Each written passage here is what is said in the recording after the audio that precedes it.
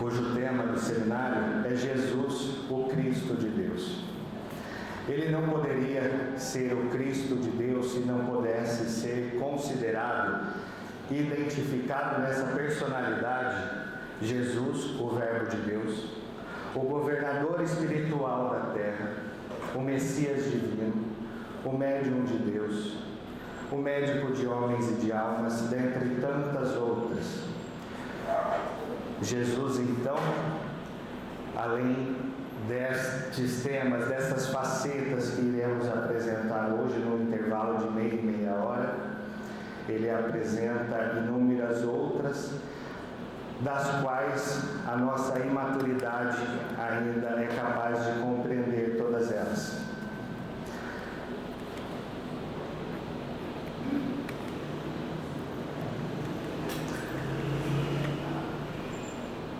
Este é um trecho do Evangelho quando Jesus pergunta para os seus discípulos: e vós, quem dizeis que eu sou?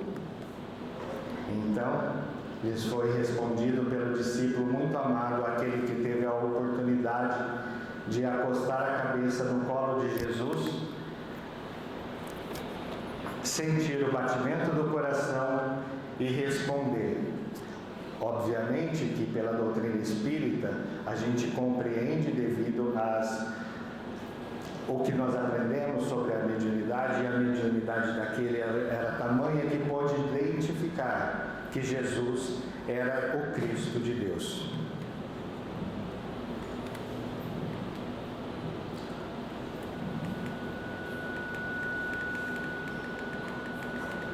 Este é o programa, mas vamos já para o assunto.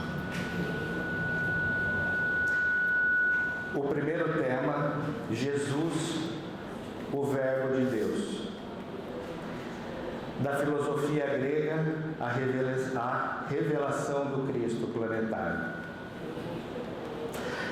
É com esta imagem que demonstra claramente a imaturidade da humanidade, a imaturidade que ainda nos encontramos para podermos compreender a grandeza do Mestre.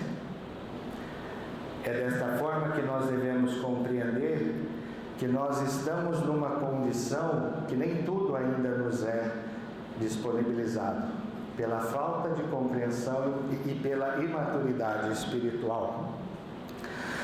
Mas com esta imagem a gente vai procurar explanar o tema principal, que é a personalidade, a figura sublime de Jesus. Obviamente, com as ferramentas, com os ensinamentos, com toda rol de informações que a doutrina espírita nos oferece. Desta forma, a gente procura buscar transcender a imagem daquele simples filho de carpinteiro, Jesus de Nazaré, aquele que andava pela Galileia.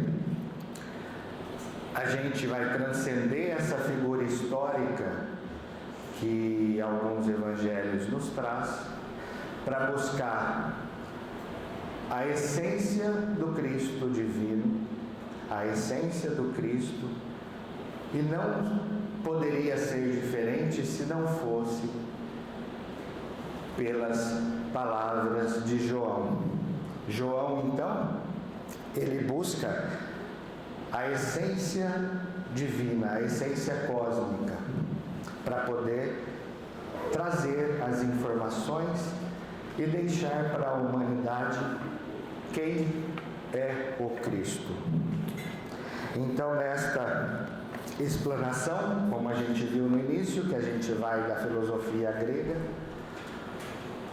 a gente compreende porque a informação que nos traz sobre o Verbo de Deus, a gente tem a necessidade de buscar a origem desta informação. Nós sabemos que o livro de João, no qual fala que o Verbo de Deus, Jesus é o Verbo de Deus, escrito em língua grega e por isso a necessidade de compreender um pouco mais a respeito destas informações. Então, João, ele explora... Desculpa, só um minutinho.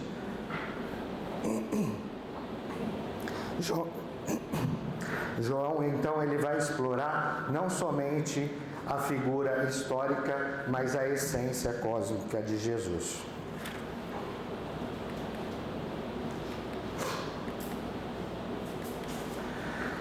E as informações que temos para buscar as informações, o que nos traz a respeito de Jesus, nós temos os evangelhos sinóticos e o evangelho de João. Os evangelhos sinóticos de Mateus, Marcos e Lucas, eles são sinóticos porque vem do grego sim, de conjunto, e sinóticos de visão. Então, quando nós lemos os três evangelhos de Mateus, Lucas e Marcos, nós conseguimos identificar muita semelhança entre eles. Algumas abordagens um pouco diferentes, mas todos eles trazendo um Cristo, um personagem mais de forma com foco na biografia daquela pessoa e cronológica. Cronológica porque ele traz os fatos da vida de Jesus, desde o nascimento, ele narra as gerações, eles narram os feitos de Jesus, a paixão e a ressurreição de Jesus também. Agora, o Evangelho de João, ele escreve por último, por volta do final do século I, e quando ele vai escrever o seu Evangelho, ele verifica que já tinha as informações dos outros evangelistas, mas o Evangelho de João, ele não queria escrever a mesma coisa. Então ele sabia que sua missão transcendia. Ele não trazia a questão biográfica, que tanto em relação a isso ele passou, não tem ênfase no Evangelho de João em relação a isso, e a cronologia. Mas ele apresenta à humanidade o legado do Evangelho de João, é realmente a essência cósmica de Jesus. Por isso, novamente, o Evangelho de João é conhecido como o Evangelho espiritual.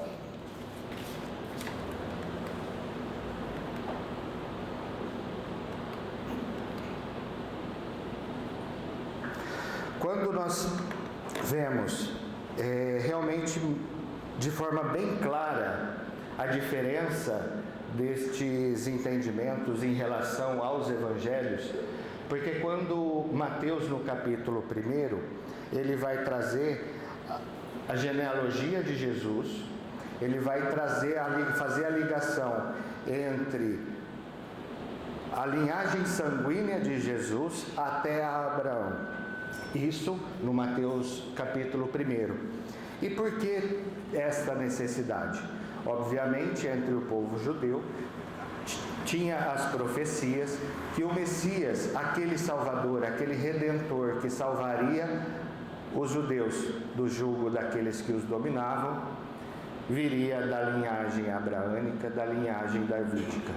Então, era realmente necessário identificar e deixar claro que aquele homem de Nazaré era o Messias. E para isso, obviamente, era necessário enfatizar esta ligação, porque aos judeus era realmente muito necessário deixar evidenciada essa situação, porque inclusive muitos ainda não consideram o Messias. Mas se não houvessem essas ligações, provavelmente seria muito mais difícil conseguir convencer aquele povo de que Jesus era o Messias.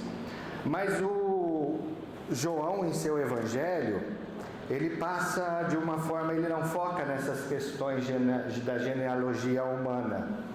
Ele, novamente, ele busca evidenciar a origem crística do Mestre.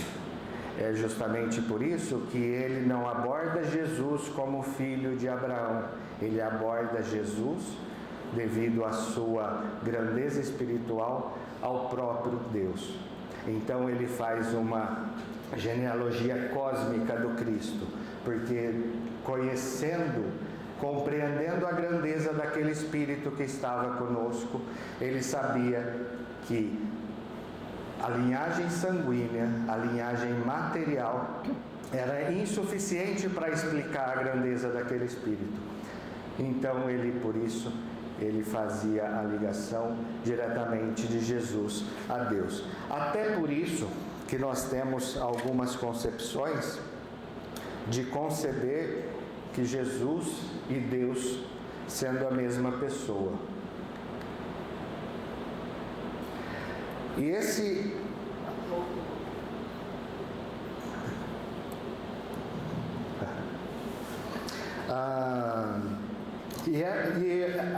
enquanto João escrevia esse seu evangelho, provavelmente escrito a maior parte em Éfeso, onde dominava a influência e a filosofia grega, ele utiliza do termo logos, não é? E esse termo logos a gente vai verificar mais à frente o porquê do entendimento trazido desta forma, para que pudesse identificar a pré-existência de Jesus. Então ele vai tão além que ele apresenta em seu capítulo 1 do livro de João, que Jesus era pré-existente, inclusive a criação do nosso mundo, que ele era o próprio Criador, que ele era o próprio administrador, que organizou, como vimos em Gênesis, todas as condições para a formação e desenvolvimento do nosso planeta.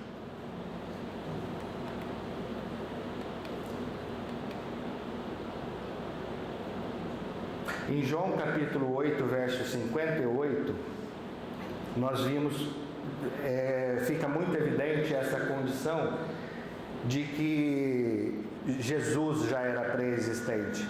Então ele não falava somente daquela encarnação do Mestre, porque ele compreendia a grandeza daquele Espírito.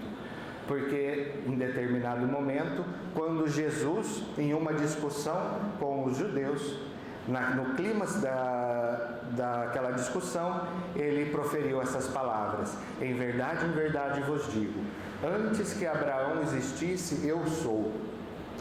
Jesus aqui, ele aborda de uma forma que fica claro que na realidade ele poderia ter usado eu fui o Criador. Quando ele utiliza eu sou e antes que Abraão existisse, a gente viu que há a importância da genealogia para os judeus, daquela linhagem sanguínea. Abraão é considerado o pai daquela nação. De certa forma, então, que o mais distante que eles consideravam a origem da sua nação, Jesus já era o Cristo.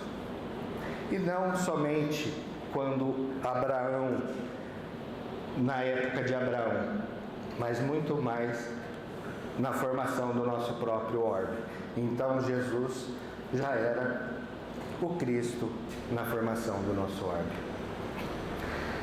E também o João, ele apresenta esse trecho fazendo uma alusão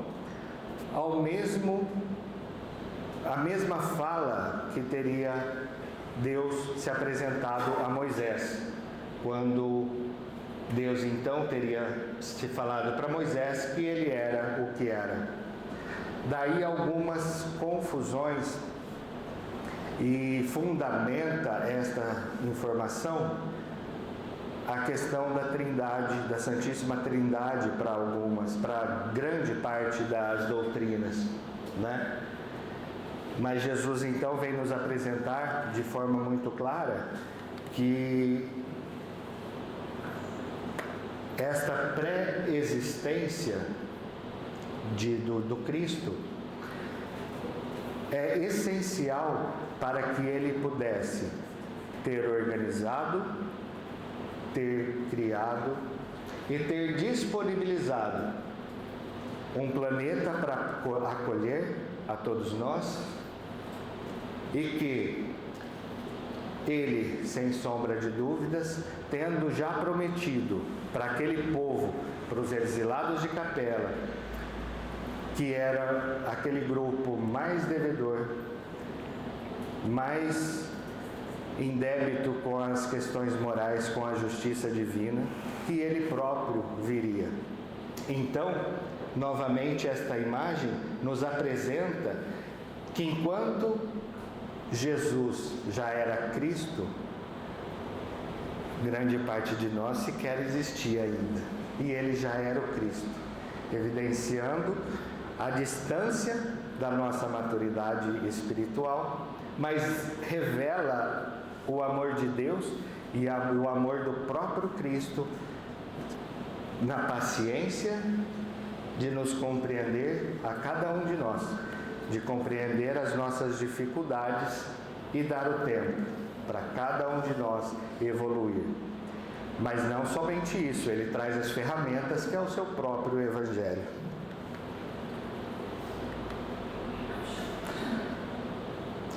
Eu acho que dá para vocês lerem, né? No texto, no capítulo 1 de João, vou correr um pouquinho porque o tempo não espera.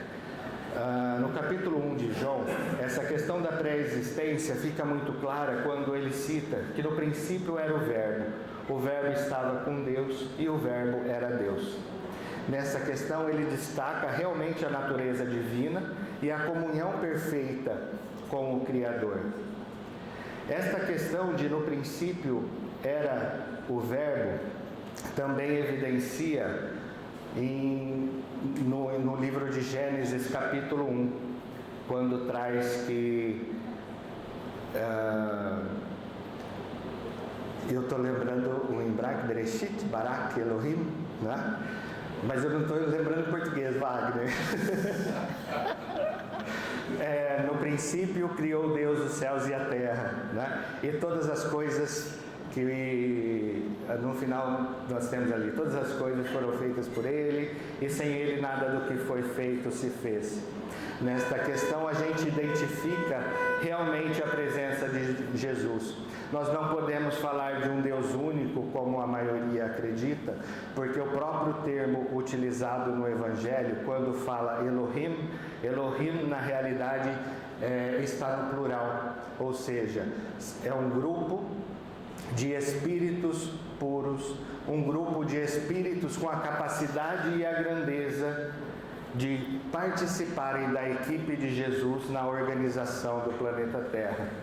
Então todas as coisas foram feitas por Ele, evidenciando novamente que se foram feitas por Ele nessa época, então Ele já existia.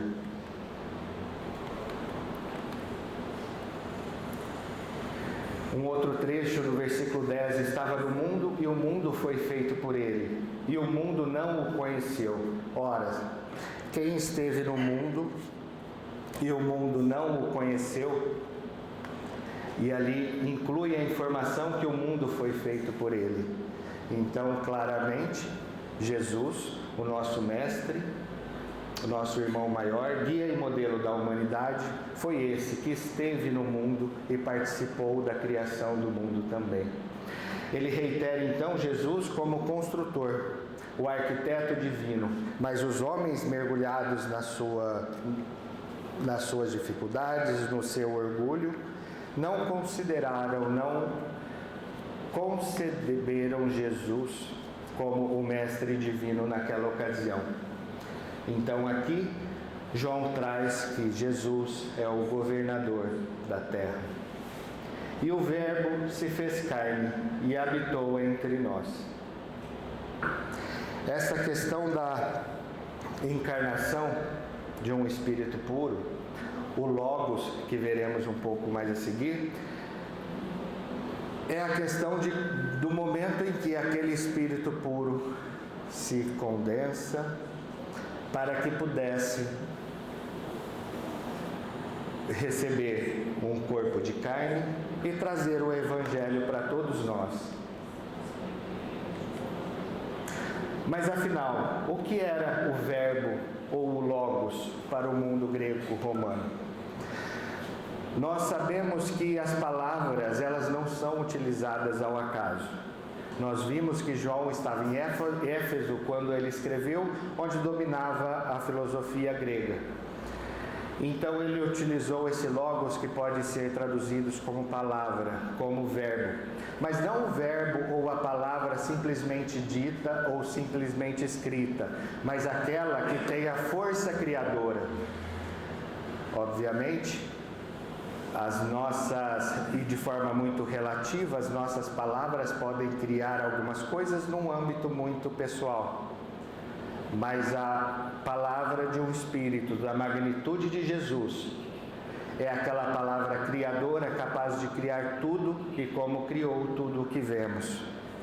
Mas aí, por que a filosofia grega? Naquele espaço onde dominava a filosofia grega, o greco-romano, Heráclito era um filósofo e que ele entendia que o logos tratado, que era um princípio filosófico, o logos era a própria razão da existência. Quando veio os estoicos entendiam que o logos, o verbo, é a própria alma da criação, a própria alma do planeta. Filon de Alexandria, que era um filósofo, que foi um filósofo judeu helenista,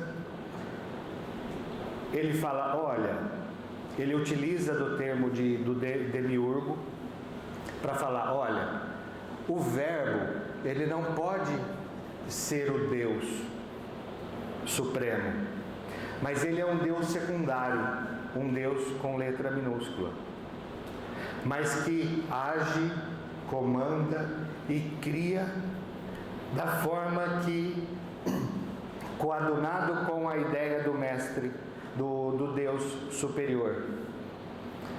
Então ele traz a figura do demiurgo, né? Mas João, tendo conhecido Jesus e sendo o discípulo muito amado, ele fala, olha, eu conhecendo os conceitos de cada um de vocês, mas eu conheço uma pessoa que eu posso denominar. Quem vocês falam que é a razão, quem vocês falam que é a alma do mundo, quem vocês falam que é um Deus secundário, um Deus com letra minúscula, eu consigo denominar, eu identifico esse ser. E o identificou como Jesus de Nazaré. Então a gente pode compreender como é poder ter estado na presença de um ser luminoso como este. E que a gente busca a todo momento estar com eles, mas que na nossa fraqueza, e novamente eu reporto aquela imagem da criança olhando para o mestre, a gente consegue compreender que é muito fácil, nesse momento, estarmos falando de Jesus, mas saindo ali na calçada, esbarrar em alguém, a gente já pode perder as estribeiras. Então, a gente consegue compreender que Jesus é muito mais do que a gente ainda tem de informação. Mas para ter essa informação de que o verbo se fez carne, ele precisava encarnar, não é? Então nós temos a visão tradicional, que é aquela miraculosa que fala que Jesus, por um fenômeno miraculoso, foi gerado. A doutrina espírita, ela nos traz que na realidade realmente foi um fenômeno natural. Não poderia ser concebido de outra forma, apesar de sublime, né? Porque lembramos de quando aquele Espírito apareceu para Maria e disse, cheias de graça, o Senhor é convosco, não é? Então nós concebemos que a doutrina espírita, ela vem nos trazer informações importantíssimas para não afastar as leis da natureza, mas ela traz que Jesus, naquele momento de necessidade, diante da programação já feita, e cumprindo a promessa que tinha feito para aquele povo judeu, então degredados de Capela, que viria e estaria com eles para acompanhá-los naquele momento, Jesus então, ele por um processo, não o reencarnatório comum, porque ele não tinha nada a expiar ou provas a compreender, porque ali ele já tinha alcançado a evolução máxima, não é? Então Jesus já tinha triunfado, como Joana de Ângeles diz, que alcançar o grau maior de evolução é triunfar. Então a doutrina espírita nos traz que nessa situação foi a unicidade da encarnação, porque foi a única vez que o Mestre Jesus, o Espírito que conhecemos como Jesus, ele esteve no planeta Terra, naquele único momento. E daí, Jesus é Deus ou Filho de Deus? A doutrina espírita vem nos esclarecer. No livro O Consolador de Emmanuel, na questão 264, ele vem nos trazer que quando fala que Jesus era o Verbo de Deus e que ele era Deus, na realidade a informação é que ele é divino, como vimos na questão anterior, que Jesus é o Deus secundário, né? Como seria o demiurgo para os filósofos. Então Jesus era o demiurgo cósmico, porque ele era o mediador de Deus. Na questão 285, porque quando fala que Jesus e Deus eram um só, ele esclarece que na realidade ele é um só em unidade e não em identidade, em unidade de pensamento, de vontade e amor, devido à coadunação das ações do Mestre, dos conceitos da sua moral, da sua evolução, na execução da obra divina, na execução da vontade de Deus. Então, quando fala que eles são um, é em unidade de pensamento, vontade e em amor, e não em identidade. Novamente, lembrando a questão do demiurgo de Platão. Na questão 261, também de O Consolador, trata que Jesus, então, era o organismo divino, que pelo processo da encarnação se preparou, apesar de ser matéria fluídica, mas era uma matéria fluídica pura, do qual a gente ainda não pode conceber. Então nos faltam informações e maturidade para conceber todas essas questões de forma mais clara, mais contundente. Na questão 283, então nos vai trazer Jesus como um representante, quando ele é o Verbo de Deus, quando ele é a palavra criadora de Deus, ele está agindo como um representante, assim como um advogado com uma procuração representa e atua em um processo, ele age como se aquela pessoa que o outorgou aquela procuração fosse, né? Então ele é um representante direto de Deus.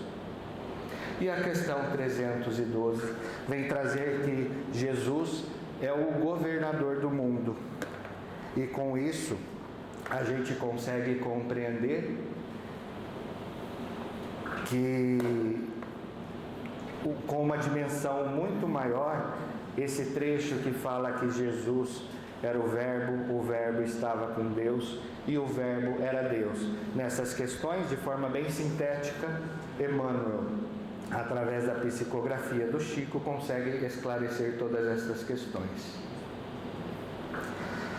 Aí, para concluir, ao estudarmos Jesus como o Verbo de Deus transcende todas as nossas compreensões, transcende compreender Jesus apenas como aquele personagem histórico, mas ele nos faz compreender Jesus como aquele que é o Criador de todas as coisas, como aquele que nos acompanhou no planeta Terra para deixar o seu Evangelho, exemplos de amor, de caridade, de paciência, de todos os atributos do homem de bem. Jesus é aquele que, conhecendo a nossa imaturidade, Ele está lá no final do caminho nos aguardando, aguarda a cada um de nós. E quando nós falamos que Jesus não é Deus, a gente não está diminuindo, mas nós estamos realmente engrandecendo quando nós falamos que um espírito criado como nós, como todos nós fomos, já alcançou o grau de maturidade para ser considerado um criador, um governador cósmico. Então, é com essa informação que a gente precisa compreender e sentir em nossos corações que a presença viva do Verbo precisa estar em todos nós, especialmente porque Ele se fez carne para fazer luz em todas as nossas vidas. Muito obrigado.